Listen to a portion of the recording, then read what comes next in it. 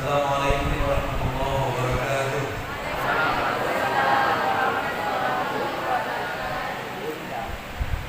Ini karena tanaman inovasi. Kita buat inovasi sakit ini ceramahnya, boleh? Ceramah biasa di sini, saya turun ke situ, boleh? Boleh, Pak? Inovasi.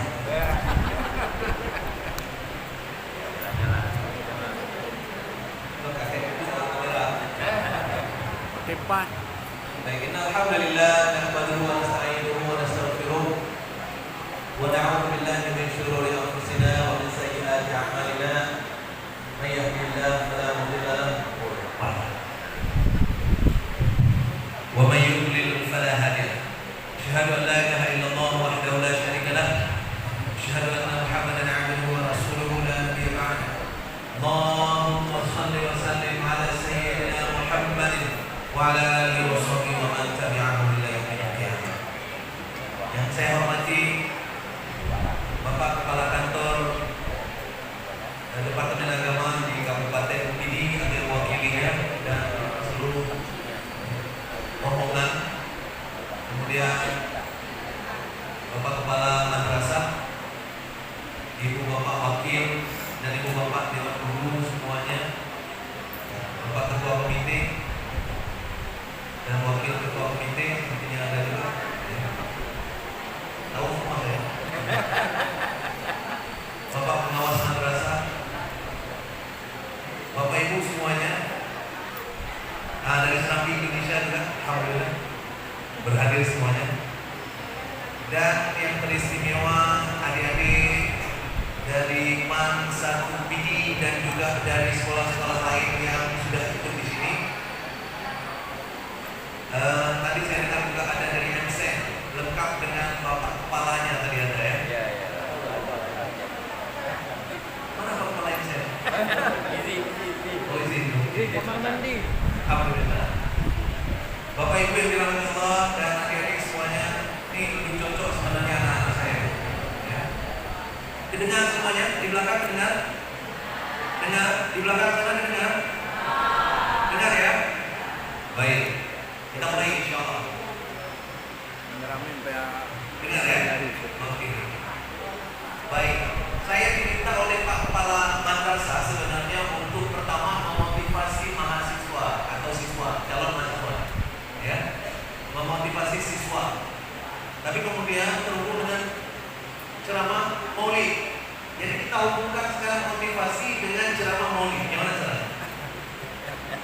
Ayo kita lihat apa yang akan terjadi beberapa tahun yang akan datang. Siapa yang akan maju, siapa yang akan berkembang, siapa yang akan hebat. Jangan kalian pikir kalian tidak punya kesempatan. Ada banyak sekali yang menyangka bahwa tak mungkin kita terlalu hebat karena kita cuma dari daerah. Ya kan? Coba tunjuk tangan siapa yang punya mimpi sekolah ke luar negeri. Gak berani. Coba tunjuk tangan siapa di sini yang punya mimpi sekolah ke luar negeri. Nggak ada. Coba tunjuk tangan siapa yang bermimpi sekolah ke luar negeri. Oke, belum. Bentar, saya kasih tahu dulu. Kalian tahu atau enggak bahwa kalau kita berani untuk menonjolkan diri, tunjuk tangan, itu berarti kita proklamasi. Ketika kita proklamasi, berarti dilihat oleh Allah, dilihat sama kawan, dilihat sama orang, sehingga orang-orang pun akan ikut mendoakan. Tapi kalau hari ini saja nggak berani tunjuk tangan, siapa yang akan berdoa? Bahkan kita saja nggak berani untuk menonjolkan diri. Karena saya ulangi lagi. Siapa yang bermimpi sekolah ke luar negeri? Masih nggak ada. Coba silakan berdiri yang memang pengen keluar negeri. Berdiri belakang. Coba berdiri. Siapa yang ingin keluar negeri? Mantap. 3 orang. 3-3 paling 3 kayaknya. 4 orang. Itu Dewan Guru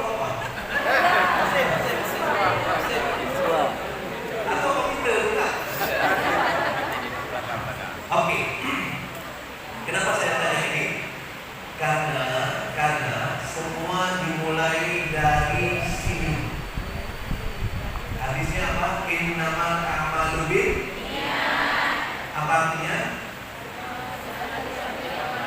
Semua berasal dari, semua tergantung pada niat. Semua harus diniat. Nah, kalau nggak diniatkan, maka tidak berhasil dan tidak dihitung sebagai amalan. Ada dengar tadi waktu kata sambutan ketika dibacakan rukun sholat, yang terponik dua berdiri, leher tuturi, dan seterusnya. Yang full iya, yang full adalah niat. Karena itu nama amaludin. Niat, semuanya berniat. Siapa yang berniat kuliah ke luar negeri? Gak ada yang berniat. Ketika gak ada yang berniat, maka kalian gak akan lewat. Niatnya gak ada. Oke? Kenapa gak ada yang berani beri tangan? Tahu gak kenapa gak ada yang berani beri tangan? Karena kalian merasa gak mungkin. Betul gak? Padahal semuanya pasti merasa aku pengen sebenarnya. Tapi mana ada? Mana mungkin? Oke, saya cerita satu hal. Tadi disampaikan bahwa saya sekolahnya di mana tadi? Jerman. Jerman, bukan Jepang, Jerman. Jerman, ya kan? Jerman. Kalian tahu saya berasal dari mana? Saya berasal dari sebuah kampung, bukan pun di Pidi, tapi di Aceh Timur sana. Waktu saya kecil, listrik saja nggak ada. Listrik nggak ada. Saya jangankan bahasa Inggris, bahasa Jerman, bahasa Indonesia pun saya tidak bisa. Oke? Buah kates itu dulu saya sebut buah kudu. Karena bahasa Aceh buah putih, ya kan? Ini dulu saya sebut tuh. Karena bahasa Acehnya dan saya diketawai orang-orang. Tapi orang yang menertawakan saya itu masih begitu-begitu saja. Tapi saya yang ditertawakan, akhirnya kita sadar sebuah kesalahan. Siapa yang menyalahkan kita?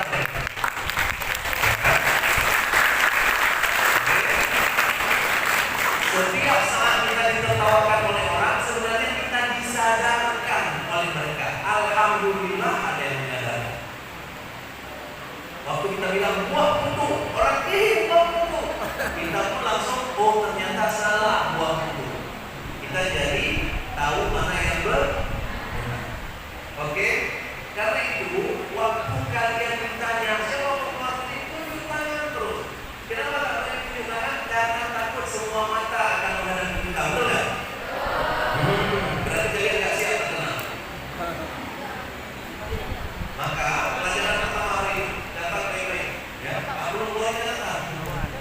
Data baik-baik. Pelajaran pertama hari ini adalah yang pertama harus kita lakukan adalah berani tunjuk tangan. Dan itu dilakukan oleh Nabi Sallallahu Alaihi Wasallam. Itu dilakukan oleh Nabi Sallallahu Alaihi Wasallam. Kapan Nabi Sallallahu Alaihi Wasallam pertama tunjuk tangan? Ketika turun wahyu, setelah turun wahyu Nabi mengumpulkan orang-orang Mekah.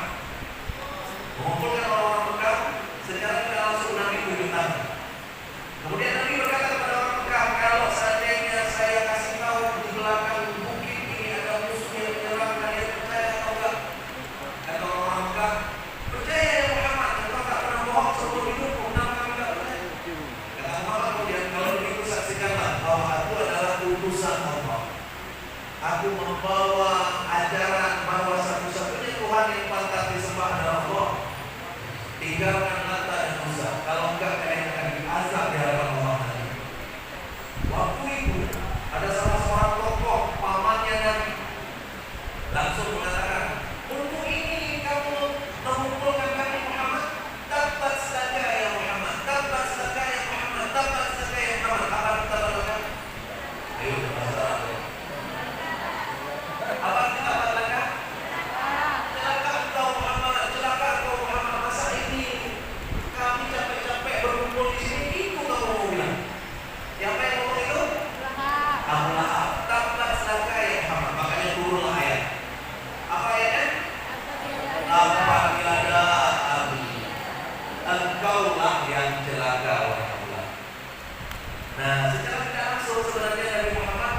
menunjuk tangan untuk diperhatikan. Oke, jadi catatan pertama adalah beranilah tunjuk tangan. Saya yakin ibu-ibu ini jadi saksi. Di kelas pasti jarang yang tunjuk tangan ya. Betul nggak? Kalau kita guru-guru jarang tunjuk tangan ya. Di kuliah lebih kacau lagi. Di kuliah saya ajar kimia. Oke, saya ajar kimia kuliah. Waktu diminta tunjuk tangan, apa yang terjadi? Waktu keroyokan kami yang jawab. Ya, kalau kita tanya misalnya, mana lebih kuat ikatan ion dengan ikatan kovalen? Nanti kami yang jawab, kovalen. Ya kan? Habis itu kita tanya, mana yang jawab kovalen? Ya, itu langsung pura-pura gila. Oke, langsung ada yang jatuh pulpen lah, ada yang jatuh buku lah, pokoknya nggak mau lihat itu lah. Betul kan? Betul. Tahu kalian kenapa orang-orang makin dewasa makin berat di sana? Waktu TK semua anak suka di sana, betul kan? Waktu TK, waktu ditanya siapa yang tadi pagi ada gosok gigi, semua di tangan saya. Ada yang bilang aku nggak gosok gigi, betul kan? Waktu TK semua orang di tangan. Tapi kenapa kemudian kita malah di tangan? Karena ketika mulai SMP sudah ada orang-orang yang membuli kita. Waktu dibilang siapa yang berani ini? Saya. Kawan-kawan langsung berani. Ya. Besok-besok kita nggak berani. Betul nggak? Nah, satu hal yang harus kita pelajari dari Muhammad SAW adalah jangan terpengaruh kalau dibuli. Muhammad dibuli nggak? Habis dibuli Muhammad. Ya, Muhammad SAW itu dibuli oleh orang. Salah satu yang paling kuat membuli Muhammad itu adalah istrinya Abu Lahab, Abu Jahil. Ya, suatu ketika itu Muhammad SAW itu tidak datang ayah. Lama nggak turun ayah. Muhammad jadi besar, jadi gelisah. Kenapa gelisah? Biasanya ayat turun terus-menerus, ini ayatnya datang-datang. Datang Ummu Jamil. Istrinya Lahab. Datang Ummu Jamil langsung bilang ke Muhammad, Muhammad, mana yang kau bilang Tuhanku? Nah, datang lagi ke ayat ya. Jangan-jangan sudah benci dia sama kamu. Dia sudah meninggalkanmu. Dia sudah benci sama kamu.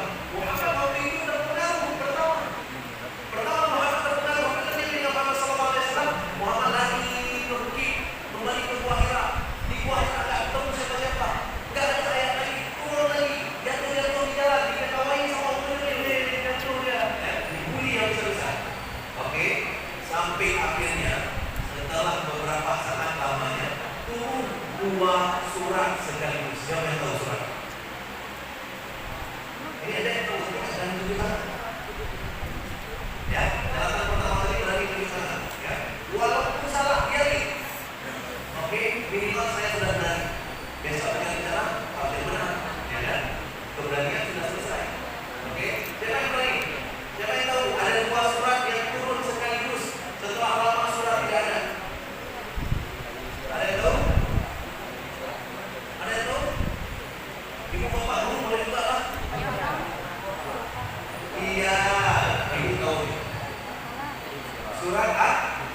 Surat Ad-Duha dan satu surat ini surat Al-Insyirah. Surat Ad-Duha dan surat Al-Insyirah. Tahu surat Al-Insyirah apa awalnya? Tahu, karena kalau di kampung-kampung kadang-kadang surat Al-Insyirah nggak tahu ya. Yang dia tahu surat Al-Insyirah, gitu sih. Ya. Surat Al-Fil nggak tahu, tapi surat Al-Tara. Ya kan? Surat Al-Ikhlas nggak tahu, yang tahu surat Qul. Ya kan? Oke, surat Wadduha. Apa maknanya Wadduha? Wadduha, demi waktu duha, demi waktu siang, demi waktu pagi, demi waktu di mana orang sibuk sekali. Coba lihat waktu duha itu sibuk sekali orang, banyak sekali orang di jalan. Demi waktu sibuk yang luar biasa.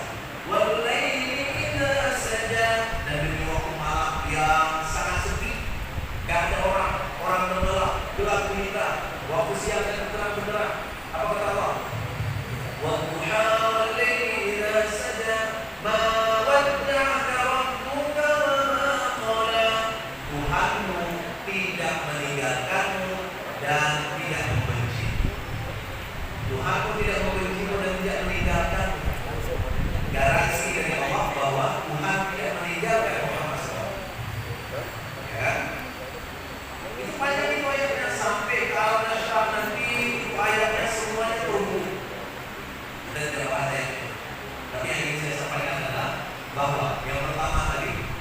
berani tunjuk tangan, berani menunjukkan saya bisa. Oke, yang kedua apa tadi? Yang kedua, jangan terpengaruh ketika dibully orang-orang semua. Oke, karena ketika dibully, apa yang sebenarnya terjadi? Orang yang membuli sebenarnya dia baru saja memberitahu kita itu salah, sehingga kita bisa tahu mana yang benar. Dan kita bisa pulang ya. Ada mahasiswa saya suatu ketika dia itu saya tunjuk jadi moderator di Batu. Seminar besar, seminar nasional. Oke, seminar nasional yang memberi menjadi pemateri waktu itu profesor-profesor. Tapi orang yang kami tunjuk jadi moderator nggak datang pula, nggak datang. Sehingga karena saya yang menjadi pembina mahasiswa, saya ambil kertas CV dari moderator, saya kasih kepada semua. Asal aja, acak aja saya kasih kepada sama dia. Ya, ini bilang saya, kamu moderator. Dia langsung, ya Allah Pak, jangan saya. Kamu moderator. Pak, si itu bisa. Kan itu Italianya. Pak, si itu bisa. Dia sering muncul dan sebagainya. Tidak ada, kamu moderator. Ya. Dia bilang, tolong Pak, jangan saya. Kamu moderator. Pak, moderator. Sampai akhirnya, Pak, apa aja boleh saya lakukan dengan moderator? Kamu moderator. Akhirnya dia nggak bisa ngelak lagi, dia moderator. Oke, dia nggak pernah tampil, nggak pernah muncul di depan, dia tidak ngerti bagaimana cara moderator. Oke, tapi kalau saya paksa, dia naik ke atas. Naik ke atas, ada 3 orang pemateri, profesor semua. Karena dia tahu dia tidak bisa, dia sangat hemat berbicara. Hati-hati sekali. Apa yang dia lakukan di awal misalnya? Dia baca seminar hari ini tentang ini. Pemateri kita ada 3. Ini. Pemateri 1 silakan. Pemateri 1 silakan. Habis pemateri 1, pemateri 2 silakan. Habis pemateri 2, pemateri 3 silakan. Habis pemateri 3, ada pertanyaan? Ada yang tanya? Silakan. Saya suka ya, tapi lancar, betul nggak? Lancar ya? Lancar.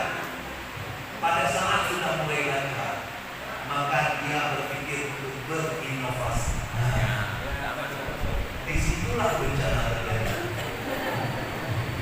Dia berpikir, wah sudah mulai lancar, sudah bisa berinovasi. Oke? Sehingga dia berinovasi lah di akhir kejadian, di akhir peristiwa dia berinovasi.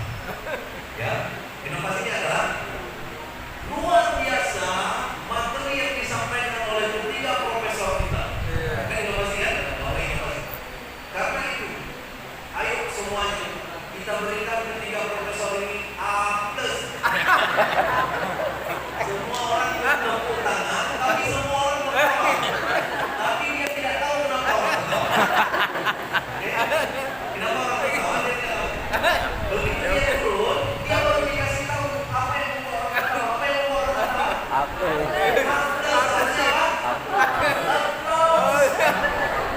Masa dia mahasiswa masih profesor nilai atas. Dia mahasiswa, dia kasih nilai untuk profesor atas. Dan untuk diketahui orang semua, padahal harusnya adalah aplaus. Apa dia aplaus? Tepuk tangan, ya kan? Dan sejak itu dia dipanggil A+.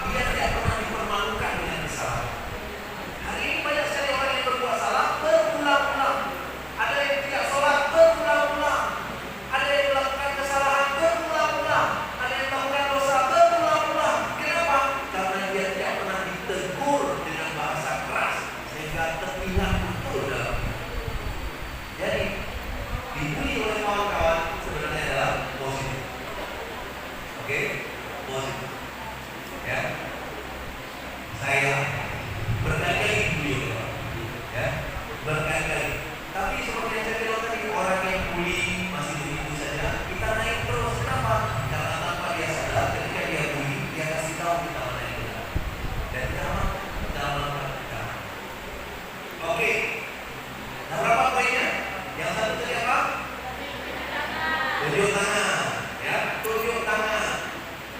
Tunjuk tangan itu apa tadi? Apa yang kedua? Yang kedua adalah buka kepala. Kenapa buka kepala?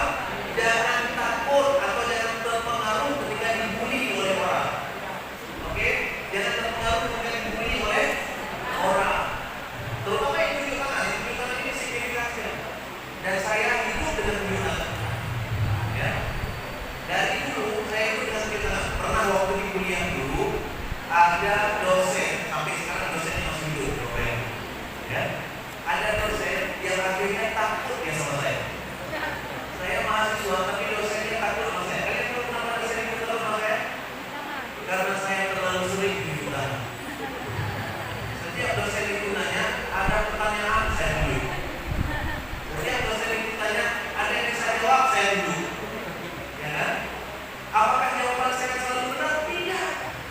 Selalu sering salah. Tapi nggak penting. Yang penting saya sudah melewati level berani tunjuk tangan.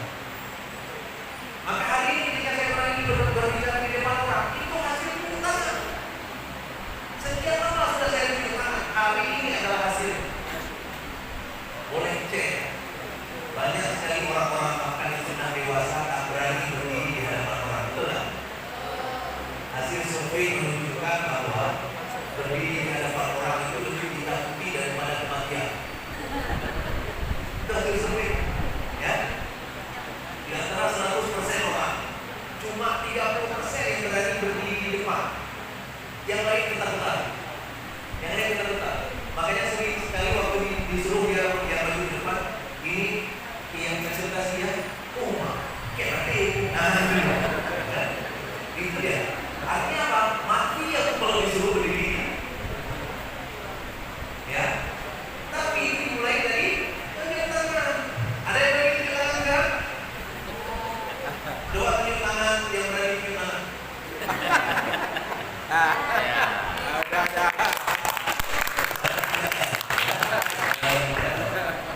Tapi itu betul.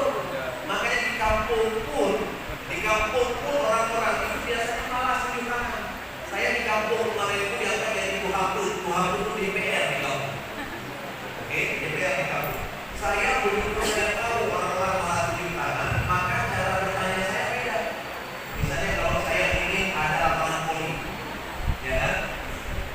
Kita tidak tanya siapa yang setuju dibangun lapangan voli tunjuk tangan. Kan itu saya tanya. Saya tanya yang tidak setuju bangun lapangan voli tunjuk tangan. Ada yang tidak kan? Karena itu kita minta usaha bangun lapangan voli. Betul ya? Kenapa orang kita marah? Oke ya? Tunjuk tangan. Jangan tunjuk tangan ke orang. Waktu ditanya siapa bisa jawab soal ini? Dia bu. Kita tunjuk tangan kita enggak. Tunjuk tangan. Oke ya? Tunjuk tangan. Yang pertama tunjuk tangan, yang kedua jangan takut dibully oleh orang. Yang ketiga, apa yang akan membuat kita akan maju di masa depan? Komunikasi. Tadi maka senang sekali ada bahasa Arab, ada bahasa Inggris, ada bahasa Indonesia. Kurang satu lagi. Apa? Bahasa Aceh. Nyok, aduh, wate. Keren nggak? Keren nggak? Ya. Tadi kan ada bahasa Arab tadi. Alisa. Ya. Ini adalah saatnya untuk kita kan gitu kan? Bahasa Arabnya kan. Bahasa Inggrisnya tadi udah ada, bahasa Indonesia ada. Bahasa Aceh nyok, aduh, wate, ada mau ceramah. Betul nggak? Ya, jangan lupa bahasa Aceh kita. Karena hari ini anak-anak sekarang yang lahir hari-hari ini itu jarang yang bahasa Acehnya sudah yang masih benar. Ini aja contohnya. Nah, ini bahasa Aceh apa nih? Meh. Nah, rata-rata beda adalah Meh. yang betul adalah Meh. meh. Kan betul adalah kan? Ini apa nih? Tingkap. Tingkap. Tingkap. Tingkap. Pakai bahasa Aceh? Tingkap. Tingkap.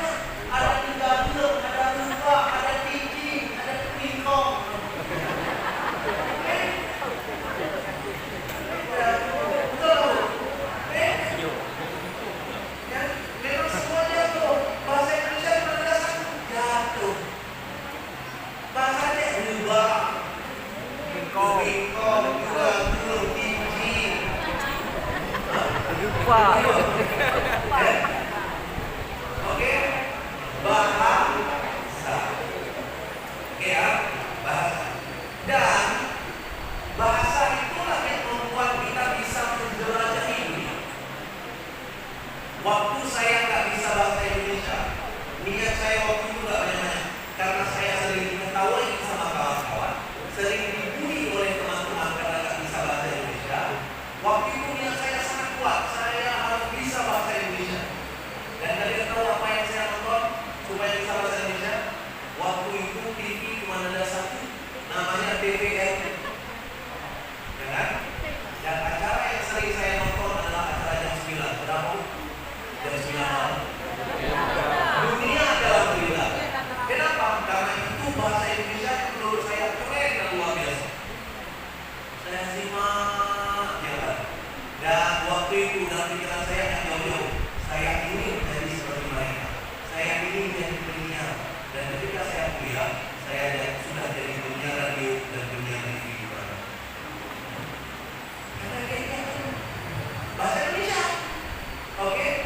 Setelah sampai di Padang, selesai kuliah, sudah mulai berpikir. Karena di Banda Aceh sudah mulai kelihatan orang-orang yang ngomong bahasa Inggris luar biasa. Dalam pikiran saya harus bisa bahasa Inggris.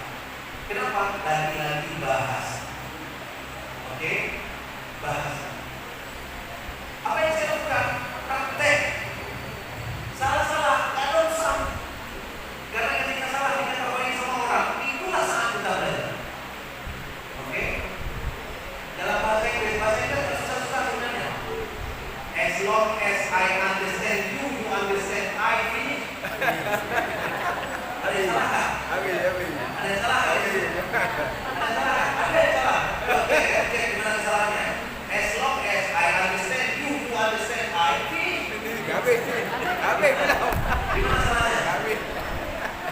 Gimana salahnya? Salahnya adalah harusnya I understand you, you understand me. Betul kan? Tapi saya tak pakai ini. Saya pakai apa tadi? I. As long as I understand you, you understand I, finish. Tapi kira-kira dipahami nggak itu oleh orang? Paham, terus. Ya kan? Kalau kita nggak tahu pasten, semuanya yang biasa. I go to school yesterday. Betul atau salah? I go to school yesterday. Betul atau salah? Salah. Tapi dia paham nggak? Paham, tapi Finish. oke. Nanti dia yang akan menggunakan pelan-pelan dia yang akan paham. Muhammad SAW sangat jago untuk berbicara. Itu salah satu yang harus kita pahami dari Muhammad SAW. Kemampuan berbicara seorang Muhammad itu diakui oleh dunia. Maka Muhammad SAW itu nggak perlu bicara panjang, bicaranya pendek-pendek saja. Ya. Apa yang menyebabkan Muhammad SAW yang berbicara? Yang pertama adalah Muhammad SAW menempatkan dirinya, pakaiannya, sikapnya itu sebagai pembicaraan juga. Oke? Dalam komunikasi. Ini salah satu yang penting di masa depannya, komunikasi. Oke? Dalam komunikasi, even you say nothing, you are still communicating. Apa artinya? Even you say nothing, you are still communicating. Apa artinya? Kalian tahu? Walaupun kamu tidak bicara apa-apa, kamu masih tetap berkomunikasi dengan orang lain. Pakaian kita berkomunikasi, gaya gerak kita berkomunikasi. Makanya di dalam ruangan kayak ini, kita bisa baca siapa yang menerima, siapa yang melawan, siapa yang tidak tenang, siapa yang bosan. Langsung baca, langsung diperbaiki dulu. Langsung baca. Kenapa baca? Karena gaya kita sebenarnya berkomunikasi dengan orang. Oke? Berkomunikasi dengan orang. Jadi bukan sekedar masalah bahasa. Ya. Bagian itu tadi disebutkan itu terhubung dengan akhlak dan komunikasi kita kepada orang ketika salaman, apa yang kita lakukan dengan orang tua. Itu komunikasi kita. Oke? Komunikasi kita dengan orang. Dan itu dilakukan oleh Muhammad SAW. Itu salah satu lagi yang harus kita contoh dari Nabiullah Muhammad SAW. Saya lihat berapa menit sampai jam berapa?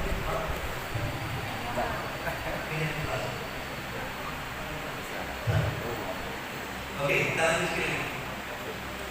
Komunikasi. Kadang-kadang di satu sisi ketika kita tidak mampu komunikasi, maka bagaimana kita mau berinteraksi? Karena apa? Karena target berikutnya yang menentukan kemajuan seseorang di masa depan adalah kolaborasi. Apa itu kolaborasi? Apa kolaborasi? Kerjasama. Makanya kalian pernah nggak ngerjain soal kerjasama? Pernah nggak soal ujian dikerjain sama-sama? Pernah nggak nanya soal ujian ke orang lain? Itu bagus nggak? Bagus. Bagus nggak? Bagus. Bagus dengan catatan jangan tanya jawaban, tapi tanya bagaimana caranya. Ya kan? Bagaimana caranya? Itu sebabnya di luar negeri itu ujian itu jarang sekarang ini yang dibuat tidak pendek. Sering-sering di luar negeri itu ujiannya dibiarkan terbuka. Kemudian orang disuruh jawab, tapi jawaban itu harus dipertanggungjawabkan oleh dia. Jadi bukan sekedar tulis. Pernah buat kerja kelompok kan? Pernah. Biasanya pernah buat makalah nggak? Pernah. Buat makalah biasanya di depan itu kan ada yang disusun oleh, betul? Biasanya ada 5 orang yang disusun, betul? Nah, yang paling atas biasanya siapa? Yang buat. Yang paling atas siapa? Yang buat. Yang kedua siapa? Itu kawan dekatnya yang buat. Ya kan? Yang ketiga siapa? Yang ketiga itu yang sekali-sekali ada telepon nanya ke siapa? Ya. Yang keempat, yang kelima itu bahkan nggak tahu dia kelompok itu. Ibu-ibu guru pasti tahu itu. Betul kan? Nah, itu salah satu yang menunjukkan kolaborasi antara kita kurang lebih. Makanya hari ini ada inovasi Maulid tadi. Apa inovasinya? Bukan sekedar makan-makan, bukan sekedar salawatan. Kita menunjukkan bahwa kita bekerja sama antara IPA dengan satu bini. Insya Allah dengan kerjasama ini besar manfaat. Apa salah satu manfaatnya? Saya nanti pengen, ini saya minta langsung di depan orang ini, ya. Pak Kepala Madrasah, mohon didata anak-anak satu ini yang punya prestasi. Misalnya kayak yang ngaji tadi, ya, ngajinya bagus dan sebagainya. Yang punya prestasi, kirim namanya ke kami. Kirim namanya ke kami, insya Allah itu jadi pertimbangan khusus untuk diluluskan di fakultas.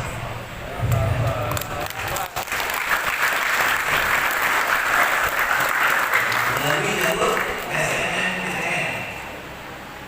Ya, SNMPTN ada kan? Ada. Tapi, ada tapinya. Ada tapinya. Apa tapinya? Janji-janji seperti ini itu patah semuanya, hilang semuanya, nggak ada apa-apanya kalau Allah tidak merestui. Paham kan? Paham. Itu sebabnya, itu salah satu lagi yang kita harus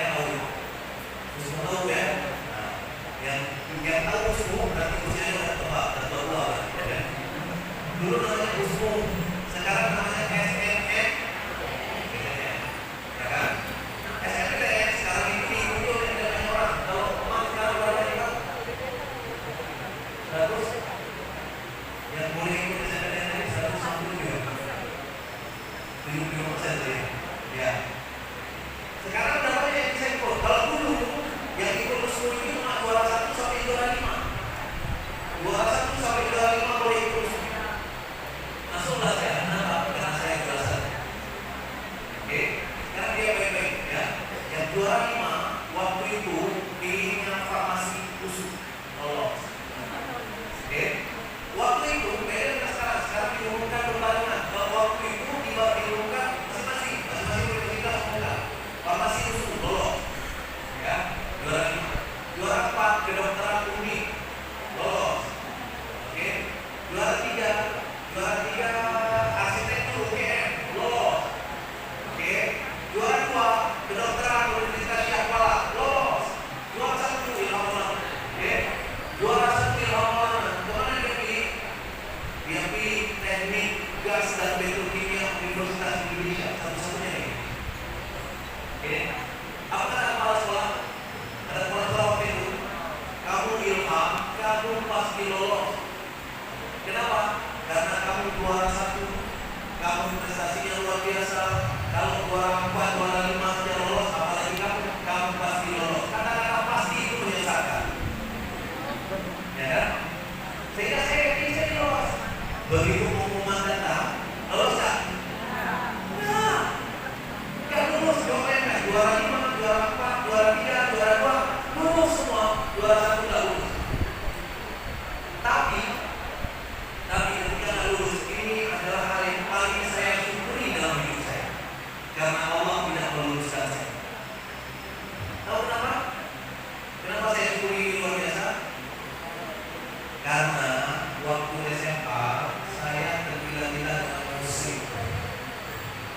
dengan musik, saya vokalis di band, ya kan?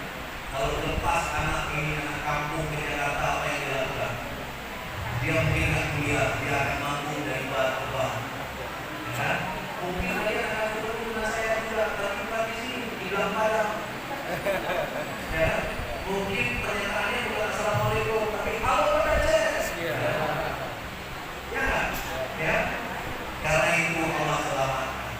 Itu yang pertama. Yang kedua, kenapa saya syukuri ini? Allah turunkan ego saya, Allah turunkan kesombongan, Allah turunkan logika manusia. Apa logika manusia? Logika manusia kalau yang pintar pasti sukses, salah. Kalau yang rajin pasti berhasil, salah. Yang benar adalah apa yang Allah mau itu yang akan menjadi. Oke? Makanya anak mari harus beda. Kenapa? Karena mereka dibimbing oleh agama. Oke? Tapi kita harus tetap berusaha bisa-bisa. Kenapa? Karena itu perintah Allah. Apa ayatnya?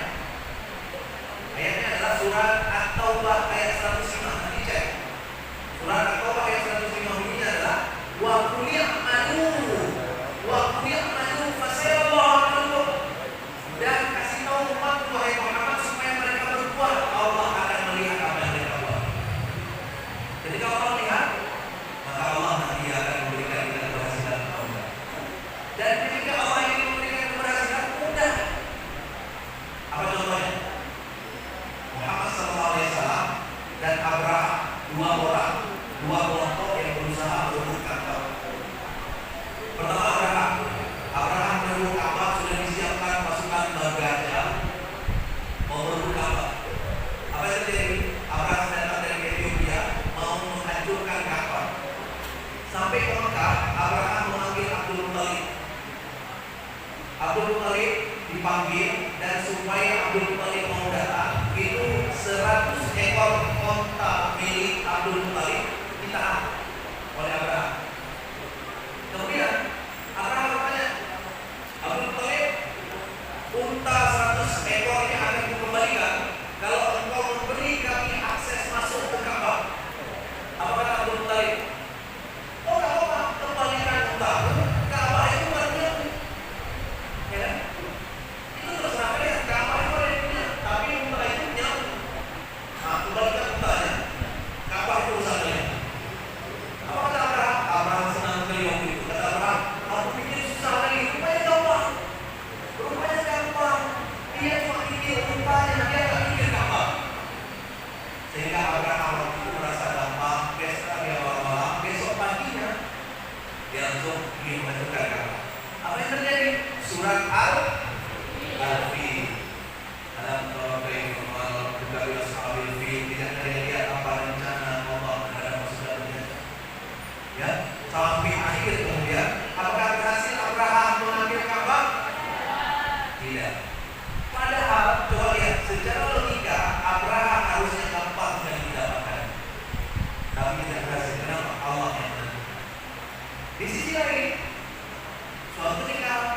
tahun 8 Hijriah Muhammad sallallahu alaihi wasallam. Apa yang terjadi? Muhammad sallallahu alaihi wasallam ingin merebut kembali Ka'bah. Waktu itu tidak gampang, kenapa tidak gampang? Sebelumnya pasukan Muhammad dengan pasukan Quraisy itu sering berperang dan sekali-sekali Muhammad kalah, sekali-sekali Muhammad menang. Artinya ada perlawanan, tidak gampang. Tapi begitu Muhammad SAW masuk ke dalam kota Mekah, apa yang terjadi? Mereka bahkan tak perlu cabut pedang. Semua orang benar-benar turun ayat. Siapa yang tahu ayat apa yang turun? Siapa yang tahu surat apa yang turun pada saat menaklukkan Mekah? Nah, siapa yang tahu? Kalau saya suruh baca langsung kalian bisa baca. Kita baca sama-sama yuk. Surat apa? Surat Nasr. Surat Surah Idza Jaa. Surat Al-Nas. Hampir sedikit. Apa? An-Nasr. Ayo kita baca sama-sama. A'udzu billahi minasy syaithanir rajim. Bismillahirrahmanirrahim. Idza jaa nasrullahi wal fath wa ra'aitan nasa yadkhuluna fi dinillahi afwaja.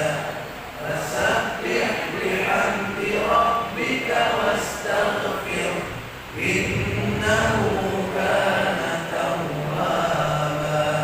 Jangan tawarnya bilang lagi di mana. Jangan tawarnya bilang. Dan tawarnya, jangan tawarnya. Betul tuh. Banyak yang tahu ambil apa di atas ini kan? Ini tangan ada yang tahu? Gak ada. Idza jaa nasrullah wal fath. Kalau datang pertolongan Allah, maka baru kalian sukses. Kalau datang pertolongan Allah, maka baru kalian sukses. Wa ra'aitan nasa yadkhuluna fi dinillahi afwaja. Maka kalian akan lihat orang berbondong-bondong masuk dalam agama Allah. Oke, kapan baru kita sukses? Kalau datang pertolongan. Maka itu, nah ini kesimpulan. Apa kesimpulan? Tadi pertama, semuanya terhubung dengan kita. Kita usaha bisa-bisa. Apa usaha kita tadi? Sebenarnya banyak. Tapi yang cukup waktu kita bahas. Karena itu beberapa poin hari ini. Apa usaha kita? Yang pertama adalah berani menunjukkan apa yang kita bisa. Bahasa lain berani kita. Berapa? Yang kedua, jangan terpengaruh dengan kalimat negatif dari lingkungan. Yang kedua, ya kan? Yang ketiga, belajarlah berkomunikasi dengan berbagai bahasa. Yang ketiga, yang keempat, yang terakhir bersama kita bicara apa? Apapun usaha yang kita buat, Allah lah yang menentukan. Ada ayat apa ayatnya? Ayat ini dari buku hidup saya. Dan tahu surah Al-Isra ayat 78. Coba sikit. Al-Isra ayat 78. Coba sikit. Kita tahu. Idza faragta fansab wa ila rabbika farghab. Artinya, kalau setelah selesai mengerjakan sesuatu, segera kerjakan sesuatu yang baik. Bahasa Inggrisnya kira-kira adalah do your best. Lakukan sebaik mungkin yang kalian bisa. Tapi wa ila rabbika farghab. Tapi biarkan Allah yang menentukan hasil. Hasilnya bukan dari usaha kita. Allah lah. Kadang-kadang logika kita nggak muncul, nggak sampai ke sana, tapi Allah biarkan itu terjadi. Apa contohnya? Nah ini cerita terakhir, tapi sebagai kesimpulan, ya. Tadi kalian bilang disebutkan bahwa saya sekolahnya di Jerman. Saya udah bilang tadi, saya nggak gampang pergi ke Jerman. Tapi bukan karena saya hebat, tapi karena Allah menentukan. Apa buktinya? Buktinya adalah saya tamat dari Universitas Syahkuala karena saya lulus dari Universitas Indonesia, lulusnya di Universitas Syahkuala di Fakultas MIPA Kimia. Dan Fakultas MIPA Kimia ketika saya masuk beda dengan sekarang.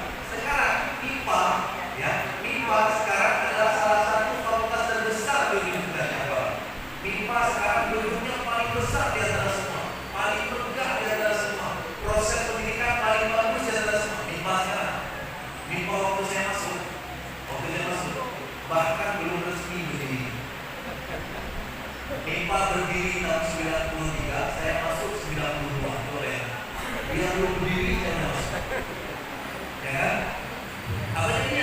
dosennya nggak bagus, dosennya masih S1. Bayangkan, lulus S1 ngajar S1, lulus MA ngajar MA, lulus SD ngajar SD. Bayangkan, akhirnya itu ada dosen. Apa yang saya dapat? Gak banyak sebenarnya. Makanya ketika lulus S1 mau melamar beasiswa ke luar negeri, logika manusia saya nggak akan lulus. Kenapa akan lulus? Karena lawannya waktu itu ratusan orang dari universitas hebat di seluruh Indonesia, dari UGM, dari UI, dari ITB, dari Undip, dari USU dan sebagainya. Saya cuma dari universitas yang kuat. Yang melamar waktu itu 300 orang, yang diterima 24 orang. Dengan konteks seperti itu, kayaknya secara logika kita yang pasti tidak lulus adalah yang dari universitas yang kuat. Tapi ada usaha, saya tetap datang ketika dipanggil di Jakarta untuk wawancara, dan Allah yang menentukan keputusan. Bagaimana cara Allah membuat saya lulus? Bagaimana cara Allah membuat saya lulus? Ada 7 orang waktu itu yang menguji, 5 orang profesor dari Jerman, 2 orang profesor dari Indonesia, 7-7-nya tak ngerti bidang saya. Oke? 7 orang yang uji, 7-7-nya tak ngerti bidang saya. Mereka rata-rata adalah bidang organik, bidang biokimia, saya bidang logam. Waktu ditanya waktu itu, apa yang kamu ingin lakukan di Jerman? Saya ingin buat ini tentang logam. Mereka tidak ngerti mulai apa. Kenapa? Mereka tidak ada ilmunya. Akhirnya karena mereka harus bertanya, mereka tanyalah sesuatu yang kalian pelajari di SMA. Apa yang mereka tanya? Ada berapa jumlah ikatan dalam dunia? Kalian jawab kan? Saya jawab kan? Bisa. Kata ion, kata kovalen, kata koordinasi, kata nitrogen, ya kan? Ditanya lagi, yang mana yang paling kuat? Oh, kata ini paling kuat, kata ini kurang dan sebagainya. Mereka habis pertanyaan. Setelah habis pertanyaan, mereka nggak tahu lagi mau tanya apa. Kemudian mereka bilang, kamu dari Aceh kan? Ya. Coba kasih tahu saya rumus kimia dari ganja. Karena Aceh terkenal dengan ganja. Coba kasih tahu saya rumus kimia dari ganja. Betulnya tahu. Tapi saya punya cara. Kenapa? Karena ilham datang kepada Imam Allah. Ya. Oke, apa yang datang? Dibisikkan di telinga saya. Gini cara jawab. Saya jawab, Prof, saya dari tadi cerita tentang logam. Ketertarikan saya tentang logam. Saya ingin belajar tentang logam. Saya ingin meneliti tentang logam. Saya tidak tertarik dengan ganja. Karena itu, saya sama sekali tidak tertarik untuk mengetahui apa strukturnya. Bahasa lain saya tidak tahu, Pak. Ya, profesor itu pun jadi, ya juga ya. Akhirnya, yang UI tadi kata, yang UGM kata, yang IPB kata, yang lolos adalah universitas siapa? Oke? Apa yang ingin saya sampaikan? Yang ingin saya sampaikan adalah bahwa kalian yang diperlukan dari kalian adalah mimpi kalian harus dijaga. Kemudian lakukanlah usaha kalian untuk mencapainya. Setelah itu, biarkan Allah yang menentukan. Siap untuk menerima. Apapun yang Allah berikan, kita harus mensyukuri karena kita adalah makhluk. Itulah yang dilakukan oleh Muhammad SAW. Maka Muhammad SAW tidak pernah lagi memaksakan kehendaknya, karena berkali-kali memaksakan kehendaknya tegur oleh Allah SWT. Tapi kemudian Muhammad SAW menyerahkan semua kepada Allah. Apapun yang Allah rencanakan ya Allah, aku bersedia. Ya, itu salah satu yang kita contoh dari baginda Muhammad SAW. Saya kira demikian cukup ya. Kita sudah sampai pada kesimpulan, kita tutup dengan doa, ya. Semoga Allah meridhai apa yang kita lakukan, memberi kita kekuatan dan memberi kita hidayah untuk mendapatkan apa yang kita inginkan dan insya Allah diridhai. Amin.